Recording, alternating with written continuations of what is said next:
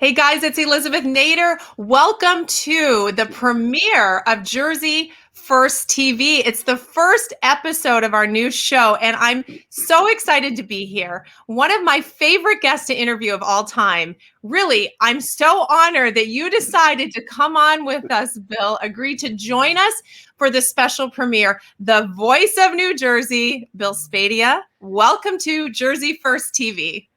Thanks, Elizabeth. Exciting to be here. What a great idea. I love this platform. Fantastic. Well, it is exciting. And I want everyone to know, they're probably wondering, I'm seeing something in the news with Rosemary Becky, Jersey First, and you know very well what's going on. But shout out to Rosemary Becky. She's reigniting Jersey First, which is her organization. And it's all about fighting for families, children, the hardworking businesses, small businesses in this state that are hurting.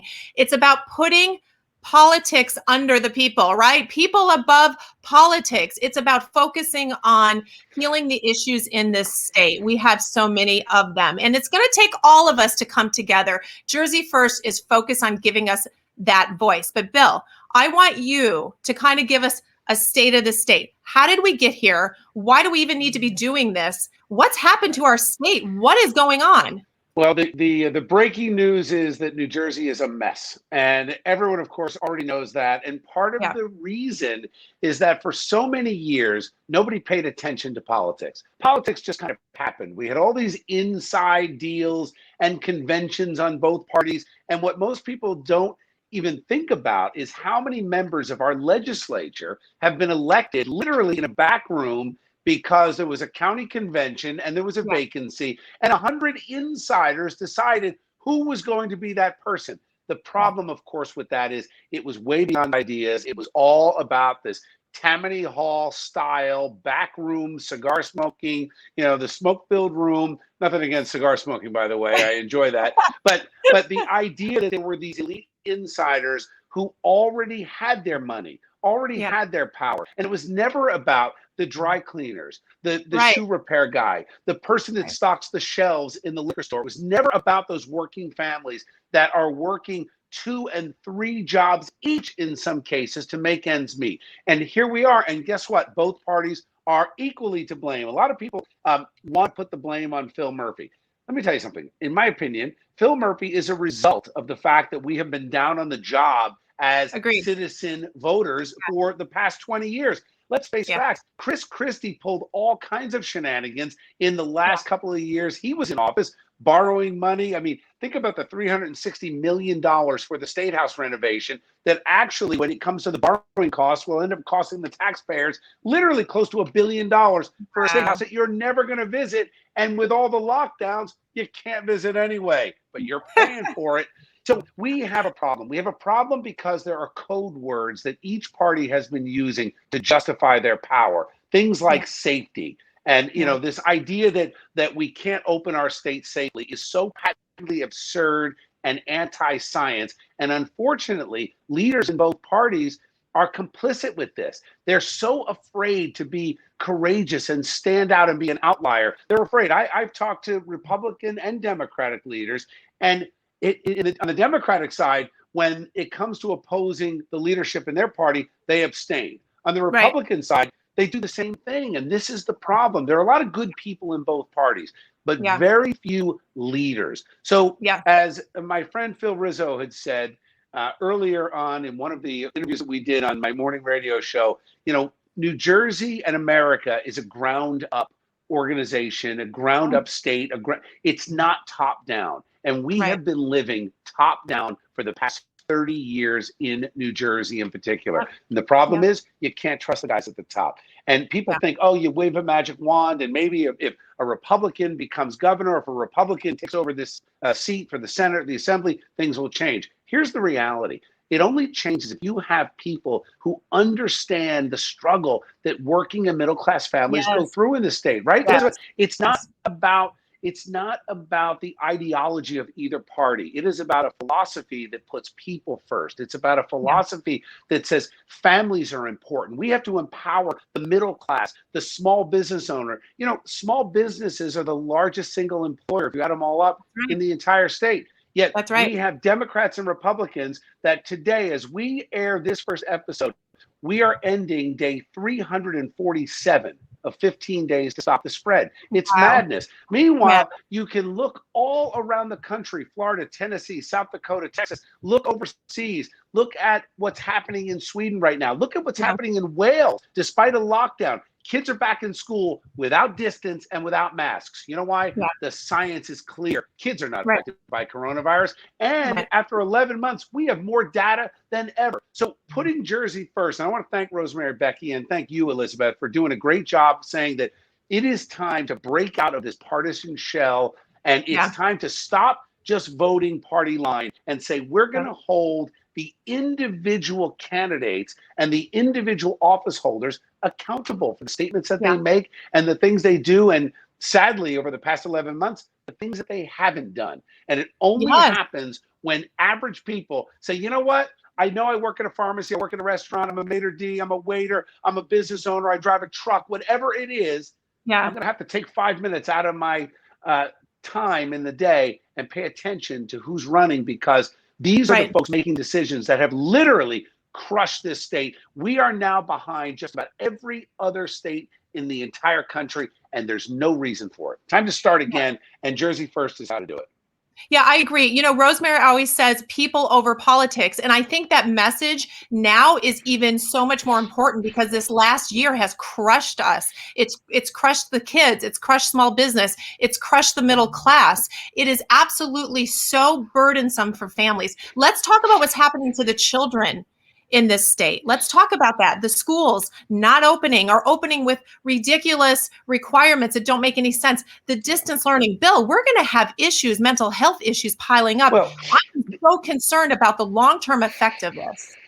Well, you know, I had a conversation today with some of the good folks that are staffing the phone lines at the suicide hotline, and they are literally just flooded with calls. And sometimes those calls are coming from children as young as 11 and 12 years old that they can't cope with what's going on. Now, here's what we have to first start. We have to start the conversation about reality. Stop qualifying everything. When people say, well, how do we open the schools safely? There's only one way to open the schools safely. Open the schools.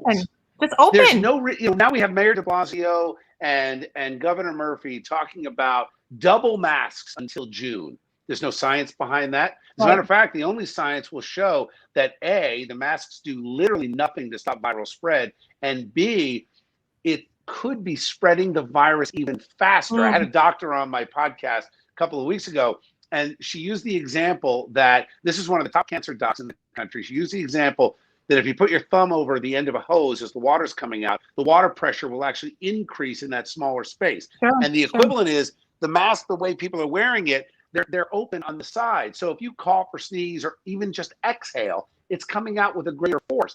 Now, that's science, right? I'm no scientist, but I can listen to the scientists. And when you start asking the questions, why are we doing this? The politicians have no answers. We go back, right? So we go back 347 days. We're coming in on a year now of a lockdown. And you think about it, the first step was make sure we had open hospital beds. Well, we accomplished that literally within a couple of weeks. Then they said, well, we want people to not die. Well, okay, a laudable goal, but people do die. And if you look at the numbers with COVID, elderly sick people are the ones who are dying. Then they said, well, we've kind of lost a thread there, because by May, people weren't dying at the same rate they were. Literally, you look at the curve in Sweden, South Korea, Japan, Texas, Florida, all over, exact same. Peaked in April, came crashing down in May. Lockdown or no lockdown did not have any difference. And then you say, well, what was the next plan? Well, the next plan was, let's not have any positive cases because, oh, God forbid, we have a spread of a disease we can't control. Well, turns out they were using a test that the inventor of the test, who won the Nobel Prize, said, please don't use this test to determine whether or not people are sick. The PCR, Right. And then the World Health Organization came out and said the same thing the day after Joe Biden got sworn in. Now, again, politics is important in this because you're going to have to choose a vehicle. And the vehicle is going to be Democrat or Republican. And I am here speaking to you as a populist. I believe it is about people. I believe it is about working people, middle-class people, mothers and fathers and kids alike, and every person that has tried their best to work that extra couple hours to put a couple of extra dollars in the bank account. That's who we fight for. And I fight every day on my radio show. And I know Rosemary's fighting, Elizabeth, you're fighting, and most of you are out there fighting in your own way. This is the opportunity to organize that has nothing to do with the backroom party bosses. You know what? They're corrupt and they have betrayed any principle they had. You can't find me a Republican leader today that has the courage to stand up and say the things that I say every morning on the radio show. And that's the problem. The Democrats, they're too scared of Murphy and Sweeney and Coughlin to say anything. So what do we get? We get a legalized marijuana bill, which removes cops and parents from the let's equation. talk about that. Let's talk about that. I mean, you talk about putting more pressure on families and basically telling them you can't parent your kids. There's no, our voices don't matter to them. Who came up with this bill? Somebody who doesn't even have children pushing this bill. Let's talk about what this does, not only to our police force, but what it really does to your ability as a parent to raise your children the way you want to. The problem is that the debate is always skewed in the favor of the folks that are in power. So, for example, if you oppose lockdowns and mask mandates, you must be a conspiracy theorist kook that doesn't believe in science. Now, that statement isn't based in science, but the media regurgitates that nonsense, and people who don't have a lot of time in their day, they're like, oh, well, that makes sense. Yeah, you must be anti-vax. Not true. Same thing with the pot bill. The minute that I came out, and just so we're clear, I favor legalized marijuana. I'm one of the few Republicans who not only favors legalized marijuana, I don't think should have ever been criminalized. I favored home grow. They do this in Vermont. We have a lot of friends in New England. Vermont, you can grow 3 or 4 plants in your backyard. Everybody leaves you alone. You roll a joint, you smoke it. That's not the point.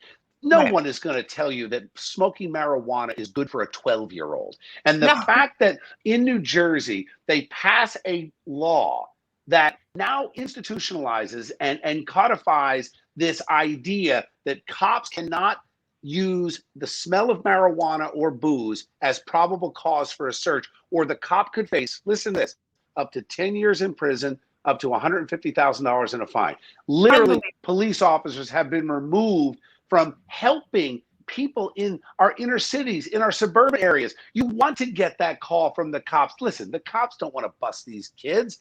Cops are not out there on some mission to violate civil rights. But sadly, the argument has been made that if you don't support legislation like this, well, you're just one of those stiff shirt Republican conservatives who doesn't support legal pot. No, I support the decriminalization of marijuana. Only New Jersey could have screwed it up. And let me tell you why.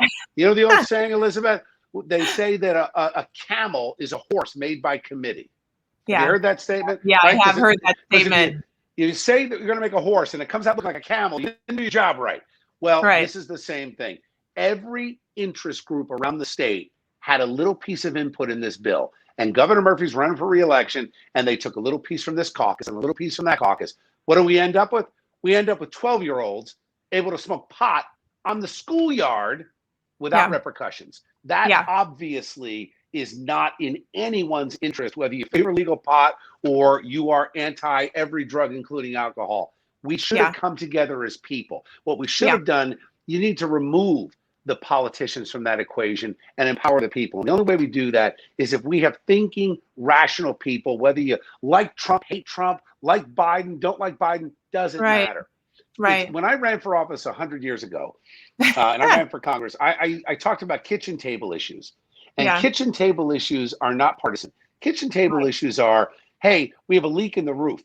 Wow, I hope our insurance is paid up to date. Wow, I've got a flat tire in my car. How do tires cost $220 a piece? So these are the issues that people talk about around their kitchen table. They worry about their own kids. You know, somebody once asked me if a conservative or a liberal, who is better suited for a morning show? It was a funny comment. It was one of the senior guys at Town Square asked me this.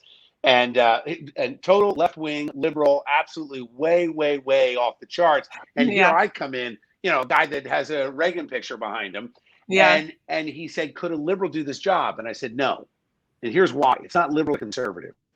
Every person has their own personal beliefs that they want their neighborhood to be safe. They want to pay fewer taxes.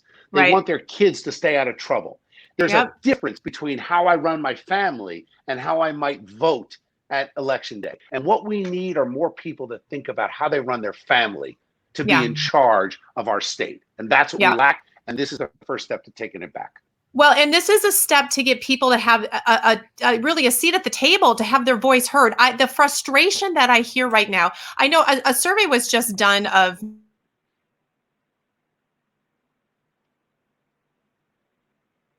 All right, now Elizabeth froze. I don't know if it's just me that sees that her frozen, but I'm I back. can't wait to. I want to hear about the survey. That was a great tease. Like we went to commercial break. Well, you know what, Bill? We're only as good as our internet connection, and that's the way it goes. Pure technology. So what I'm saying is that the number one issue people had was a distrust of the political machine and the fact that they were not represented. So what Jersey First is trying to do is give people a voice, right? Give them a seat at the table, have their voice be heard. But really, it's on each of us to get involved. So one of the things that we're launching, and you know about this, is Empower New Jersey, which is going to be a training platform for volunteers as well as people who want to run for office, any office, starting all the way down at county committee to Board of Education, all the way up. They need training. So that will be Empower New Jersey. And I want you to talk about why that's important. But people that want to get involved in this, go to Jersey First, the number one first. You'll see it scrolling underneath .org and sign up so we can let you know when it launches. But Bill, it's important, right? We can't just talk about this and complain. We have to step out and do something. Well, it's about action. And I think what happens is when you ask people, what can I do? And there are people out there that are willing to do. They're willing to run for school board. They're willing to go to a school board meeting and say something. Maybe they're just willing to write an email and express their frustration, or call and leave a message at the governor's office. Either way, training is an interesting word. I think a lot of people hear training and they feel like, I don't need another class. I'm not going to be an expert in this. It's not about that. Elizabeth said it correctly. It's about empowerment. It's about making sure that you feel that as much as you can and will put into the cause of taking this state back for normal people. And I say that, I know it's not politically correct, and I don't care. Normal people disagree on politics. Normal people disagree on food tastes and, what constitutes, a good-looking person or not, right? Normal people have their own prejudices, whether with the way they live their life. Normal people live their lives, and actually normal people they don't want the government involved every step of the way. But here's the thing. We're not going to get a government that will stay out of our way until we get a government that stays out of our way by putting people in office who understand that the country and the state and our communities are built on people. The guy that delivers the milk, the guy that needs the flour for the bread, that is the way this country was built. So I've spent a lot of time talking with normal people over the past 6 years hosting the morning show, 7 years hosting Chasing News and interacting on social media. When I ran for office, I knocked on 17,000 doors, walked 200 miles to 17 states, or 44 towns in the district. And, it was interesting to me because the people I met along the way that were in the neighborhoods were normal. They didn't care if I was Republican or Democrat. They wanted to know, who are you? Why are you knocking on my door right now? What do you want to do that's going to make my life better? And the people who were in the way were the bureaucrats in Washington.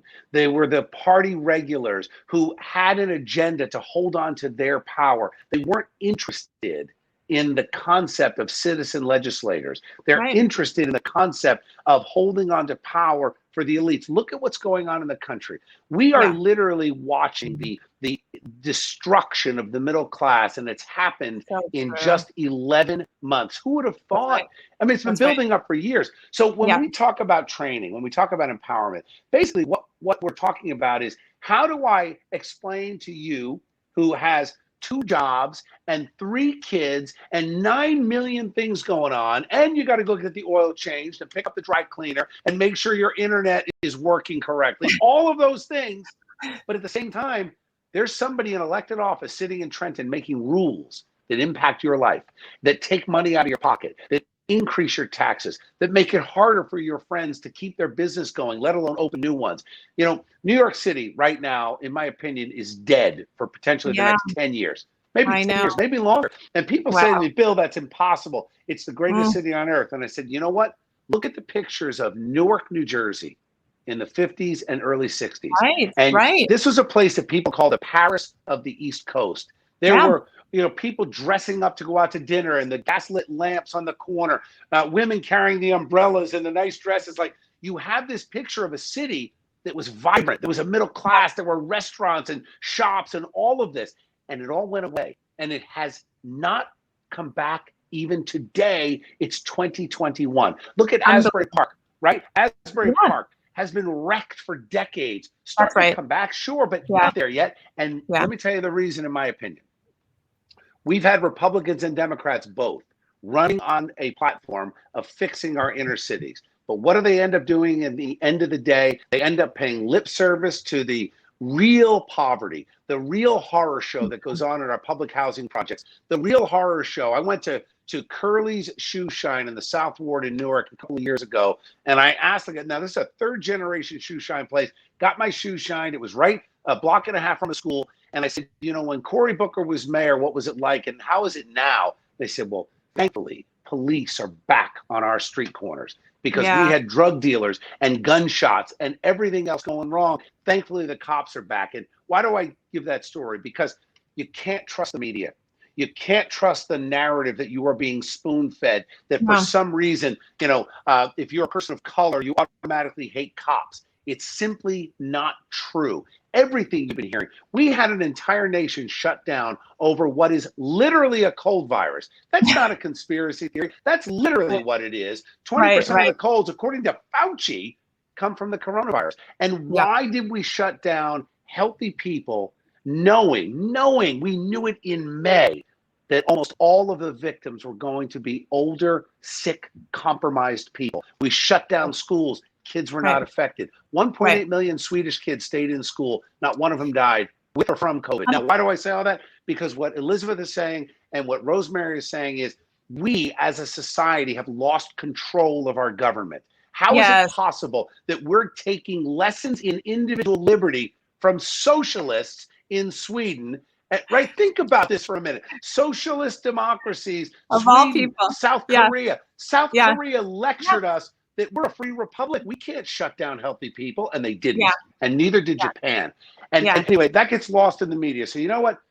Turn the channel, focus on Jersey First TV, listen to me in the morning, and get control of your community. We can do it, and this is how we do it. What Rosemary and Elizabeth are doing here is creating a vehicle so that there's a place to go and say, I want to help. And there's going to be somebody on the other end of that Zoom call, or hopefully in the lecture hall soon, or in the library, in the classroom, in the home, doing a coffee in a living room, saying, here's how we can act to take control of our future. Because you know what? After a couple of years of fighting, my hope is we can all go back to our normal lives. Please, and that would be again, forget who our political leaders are. Because I hate the fact that we don't know who they are. Right? That would Just leave us alone. That's so true, but we can't do that anymore. And No, I urge everyone, and people have been reaching out saying, what can I do? Everyone can do something. I want to tell you, since the medical freedom fight, I have been in all this situation for 1 year. In 1 year, we have made all of these great strides. Listen, you guys can do it. You're frustrated. You're concerned about the future of your family, your kids, they're hurting. Don't just, post on social media, get involved. We will give you the mechanism to do that. And there's some people listening, Bill, who will make great candidates. Talk about somebody right now, talk to them who's thinking, school board, I don't know if I can do it. Or there's an assembly race. Should I run? Let me cut right to the chase.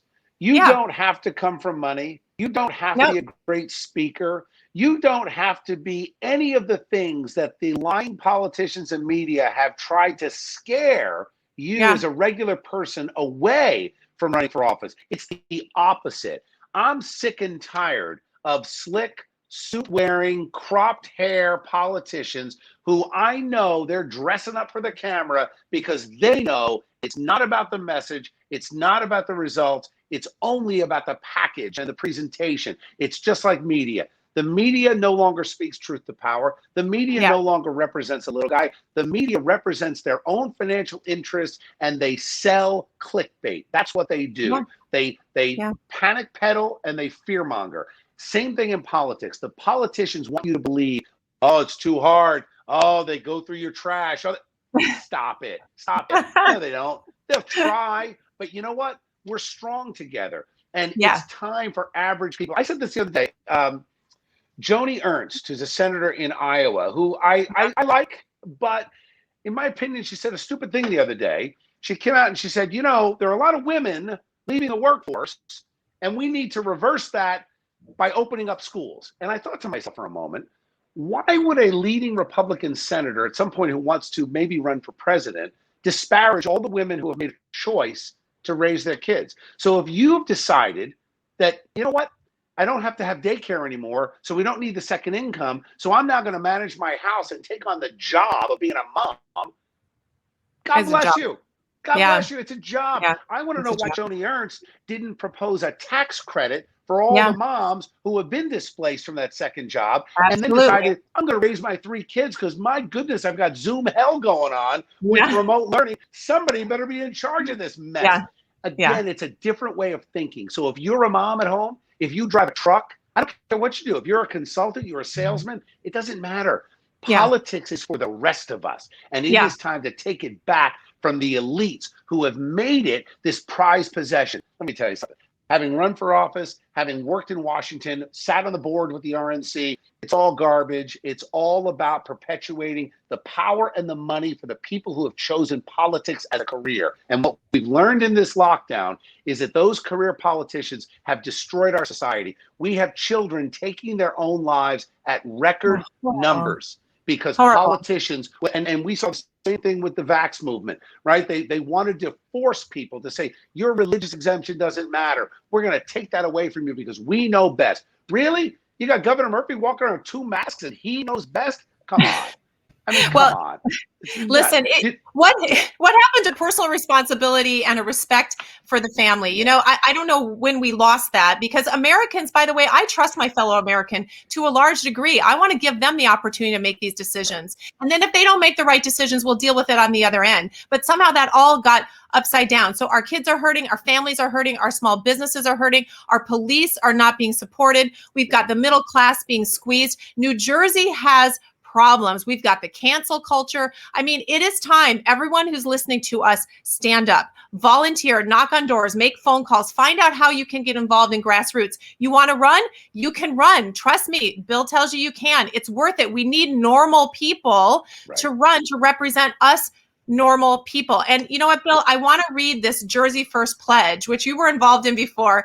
But Rosemary has this Jersey First Pledge, which I love. And she's got it on the website. And you guys got to go there, jerseyfirst.org. You see it on the bottom of the screen.